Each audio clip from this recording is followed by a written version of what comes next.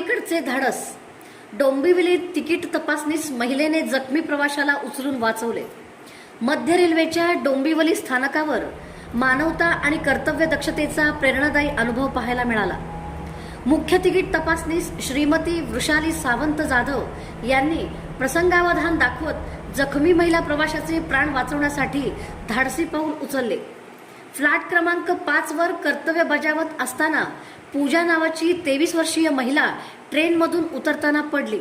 गर्दीमुळे तिच्यावर इतर प्रवाशांची धडक बसल्याने ती गंभीर जखमी झाली आणि तिला उठताही येत नव्हते. ही परिस्थिती पाहताच श्रीमती वृषाली सावंत जाधव यांनी क्षणाचाही विलंब न करता मदतीसाठी धाव घेतली. परवानाधारक हमालाची वाट न पाहता त्यांनी जखमी महिलेला स्वतःच्या हातात उचलून स्टेशन व्यवस्थापकांच्या कार्यालयात नेले. त्यानंतर तिला तातडीने रुग्णालयात दाखल करण्यात आले. त्यांच्या तत्परतेमुळे जखमी प्रवाशाला वेळेत वैद्यकीय उपचार मिळू शकले.